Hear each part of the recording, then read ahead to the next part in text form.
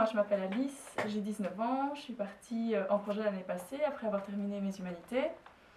Donc l'année prochaine, je commence mes études, je suis partie pour un projet de plus ou moins de 9 mois.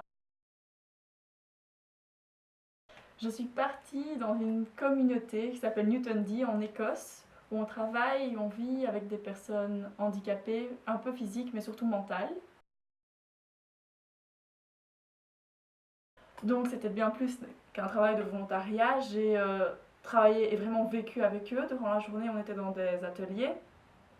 Et moi, j'ai travaillé dans l'atelier de métal où j'ai construit des bijoux, comme celui-ci par exemple, avec des personnes handicapées. Et donc, on travaillait ensemble, on créait des projets ensemble sur place. Et tout se passait dans l'atelier. Ils étaient plus ou moins 6 ou 7 par jour. Et je travaillais avec eux. Il y avait aussi une dame coordinatrice où c'était son métier qui venait de l'extérieur. Et puis le reste du temps, ben, tu as une maison et tu manges avec eux, tu dors dans la même maison. C'est un projet à plein temps. Donc j'ai d'abord été chez CIO à Louvain-la-Neuve, qui est un organisme un peu comme le BIGE, qui aide aussi les jeunes à partir à l'étranger, à savoir ce qu'ils veulent faire plus tard.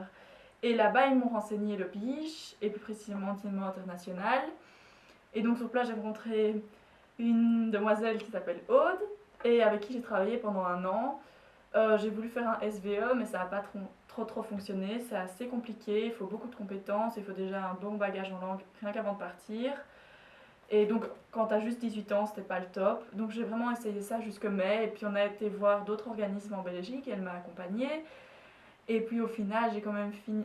Un organisme, les Compagnons bâtisseurs, ont fini par trouver pour moi une organisation en Écosse. Et c'était pour au début travailler avec des personnes handicapées et âgées. Et puis, le projet a changé à la dernière minute. Et j'ai travaillé aussi avec des personnes handicapées, mais c'était des adultes cette fois. Je pense aussi, j'ai vu d'autres jeunes d'un an plus âgés que moi qui se sont dit ah, moi je pars l'année prochaine. Et donc au début j'étais là, c'est bizarre de quitter ses parents, de quitter ses amis. Je me serais dit ça genre 3 4 ans auparavant. Puis au fur et à mesure, je sais pas, j'ai changé, j'ai eu une envie un peu comme ça d'aller voir ailleurs, d'aller changer le monde, d'essayer de voir les choses autrement. Et elle est venue aussi un peu de là. Et puis je me suis dit j'avais envie de travailler avec la différence. Et c'était vraiment ça qui m'avait marqué. J'avais vraiment envie de ça et je voulais en même temps apprendre une langue, mais je voulais pas aller à l'école pour apprendre une langue. Ça s'est un peu mixé de ce côté-là, quoi. Avant de partir, en fait, t'as pas du tout conscience que tu vas vraiment partir. C'est plutôt, voilà, je vais partir à l'étranger, tu le dis aux autres, t'es aussi un peu fier parce que voilà, t'as à peine 18 ans, tu t'en vas.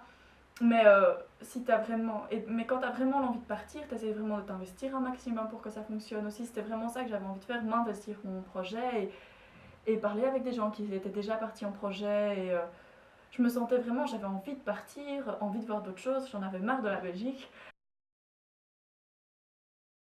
Non, pas du tout. Moi, c'est pas du tout quelque chose qui m'a fait peur. J'ai vraiment foncé.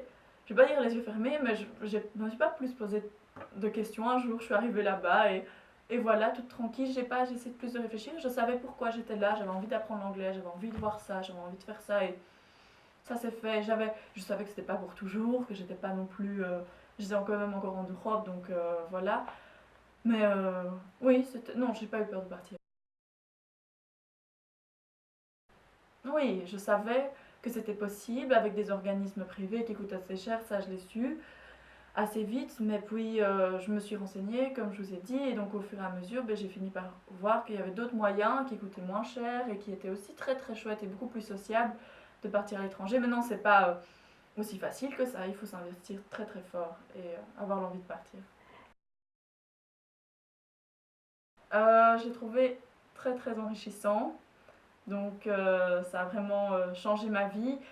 C'est très... On ne rencontre pas ça tous les jours, donc c'est vraiment des personnes qui ont décidé de vivre leur vie et de partager leur vie avec des personnes handicapées, des personnes différentes, sur un projet assez biologique, on va dire, écologique. Et ils ont 2 énormes potagers, 2 grandes fermes. Donc oui, voilà, c'était vraiment particulier et c'était ça vraiment que j'avais envie de tester, la différence aussi. J'ai appris à coudre, j'ai appris à faire un potager Et j'ai appris, qu'est-ce que j'ai appris d'autre? Oui, j'ai appris à vivre avec la différence. Je pense que ça, on a encore du mal de nos jours. Oui, mais pas là-bas. C'est très chouette, je suis très très heureuse de l'avoir fait, mais je ne le referai pas. C'est très fatigant. Et puis on est toujours avec les mêmes personnes, on est toujours... Oui, c'est beaucoup de travail que j'ai fait là-bas. Maintenant, oui, j'ai très envie de partir, de essayer de réaliser d'autres projets aussi. Que c'est la meilleure idée qu'ils peuvent avoir dans leur vie, parce que ça va vraiment, oui, ça va changer leur vie, ça va changer leur mentalité, leur façon. Oui, déjà parce qu'ils vont devoir s'exprimer avec une autre langue, et puis parce qu'ils vont devoir être loin de leurs repères. Moi, je pense que c'est vraiment quelque chose qui peut changer la vie, et je pense qu'il faut beaucoup de volonté, comme je l'ai dit, il faut vraiment vouloir partir et être prêt à être confronté à quelque chose qui ne va pas être parfait aussi, mais qui est chouette.